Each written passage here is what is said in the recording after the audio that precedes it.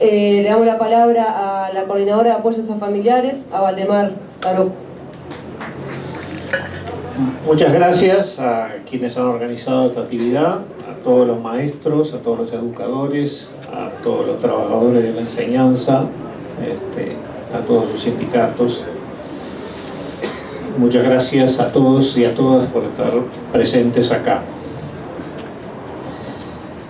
El terrorismo de Estado aplicado en el Uruguay, cuyos efectos aún perduran, fue un instrumento en el marco de una estrategia internacional que fue la doctrina de la seguridad nacional.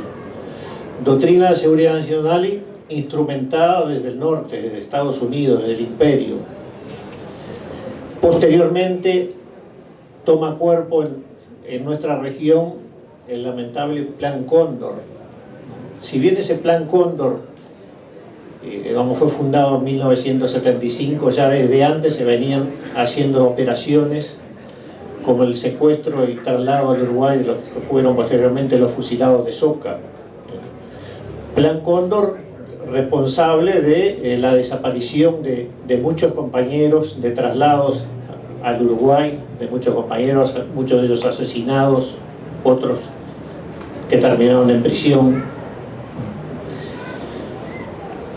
Cuando los estados violan los derechos humanos de las personas, como ocurrió durante el periodo de terrorismo de estados en el Uruguay, tienen la obligación de investigar, esclarecer y sancionar los responsables de los hechos penal y administrativamente.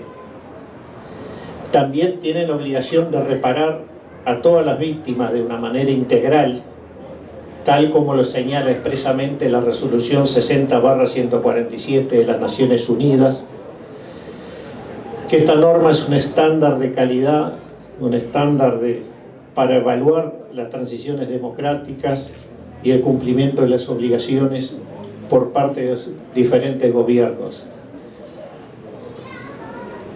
Algo que aún sigue pendiente en este país, porque en este país no solo quienes estuvimos presos fuimos violentados, sino la gran mayoría de este país, solo un pequeño núcleo se vio beneficiado por lo que fue el terrorismo de Estado, por lo que fue la dictadura. Acá vino Pablo El Grey, el alto comisionado de las Naciones Unidas, y hizo una serie de recomendaciones que nunca han sido tomadas en cuenta, como tampoco muchas de las recomendaciones de la Institución Nacional de Derechos Humanos, que enseguida te dicen que no son, que no tienen por qué cumplirlas, que no son vinculantes, te dicen. El Estado debe investigar. Hoy la justicia no tiene impedimento para hacerlo. Desde la ley 18.831, el Estado recuperó la capacidad punitiva. Y todos los delitos de secuestro, de desaparición, como fuera el maestro Julio Castro, son delitos imprescriptibles, delitos de lesa humanidad. Los delitos de secuestro se siguen cometiendo en el día de hoy. En este país aparecieron 4 por excavaciones, más un cráneo que había conservado un médico forense, que es de Gomenzuelo Hoffman, ¿no? Solo 4, cuando se dice sí, con el gobierno progresista hubieron avances.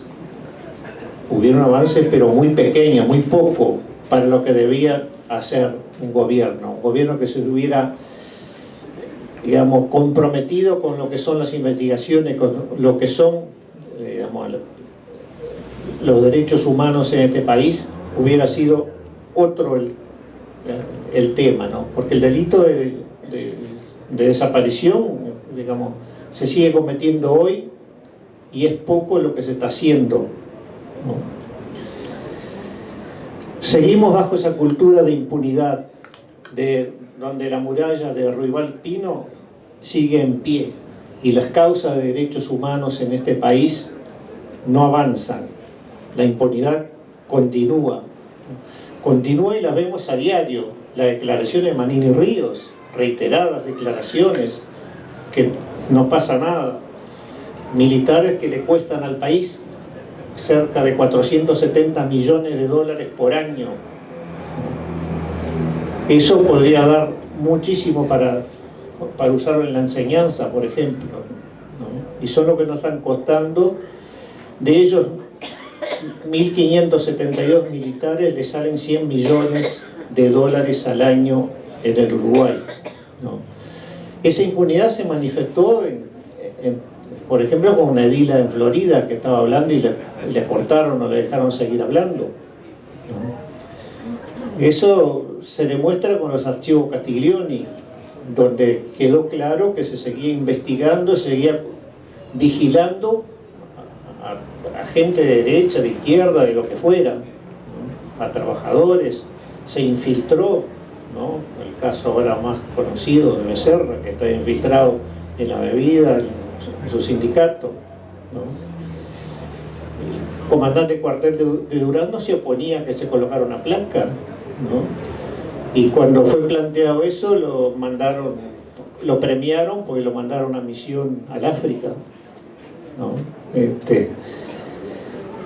El robo del FIAP, por ejemplo, ¿qué sabemos? Los únicos que fueron a la justicia fueron los trabajadores, ¿no? Los investigadores que estaban trabajando ahí, ¿no? Nadie más, no se sabe, siempre en un principio se supo que había sido violentada la puerta de la azotea, ¿no? Una acción de clara intimidación en plena democracia, en pleno gobierno progresista. ¿Dónde está la investigación? Los servicios de inteligencia parecería que están dedicados a otra cosa.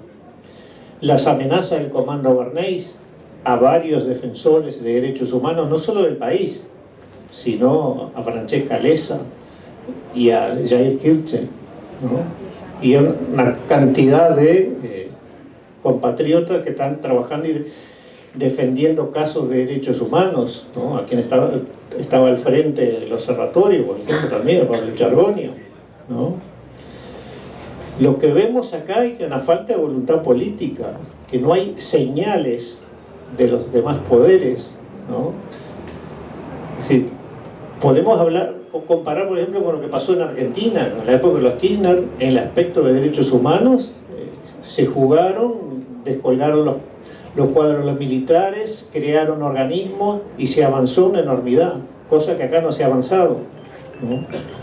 Es decir, seguimos viviendo bajo esa impunidad de ayer y de hoy, como dice la consigna, ¿no?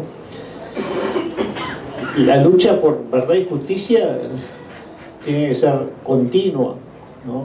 Debemos seguir bregando por esos temas, debemos seguir luchando, reclamando por nuestros compañeros desaparecidos, ¿no? Porque hablamos de 200 desaparecidos que no han aparecido, pero en este país desaparecido, yo fui un desaparecido, por 5 meses estuve desaparecido. Muchos de los desaparecidos aparecimos, pero hubieron otros que no aparecieron, ¿no? Y esos son los compañeros que están en el debe de los gobiernos y de la justicia, ¿no? También debemos seguir luchando por una ley de memoria para este país. Por suerte entró en el Parlamento un proyecto de ley de memoria donde participaron muchas de las organizaciones sociales también en las propuestas. Una memoria para recordar a todos los compañeros como Julio Castro. No voy a hablar de Julio Castro porque ya no soy muy indicado para ello, sino que ya los han hablado bastante. El maestro, su obra ha sido inmensa y debe ser difundida mucho más, ¿no? Pero seguir reclamando por la verdad, por saber dónde están nuestros compañeros, saber qué pasó, porque cuando te dice el comandante que está dispuesto a pedir perdón, yo no le estoy pidiendo que pida perdón. El Estado le debe un pedido de disculpa a toda la población, a todo el pueblo, por lo que hizo, ¿no? En este país no se ha querido hacer tribunales de honores tampoco a los militares, que es otro de los reclamos. Militares que ya tienen algunas sentencias firmes, militares que cometieron un montón de delitos y algunos están en su casa tranquilamente ya, ¿no? Responsables del asesinato de Julio Castro, ¿no?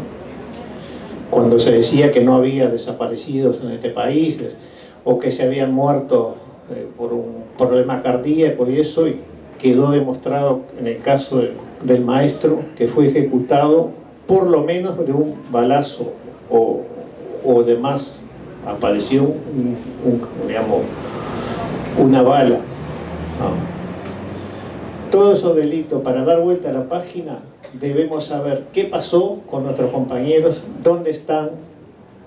Mientras no ocurra esto, seguiremos con las marchas del 20, seguiremos reclamando en cada lugar que podamos, seguiremos luchando por verdad, memoria y justicia y nunca más terrorismo de Estado. Muchas gracias.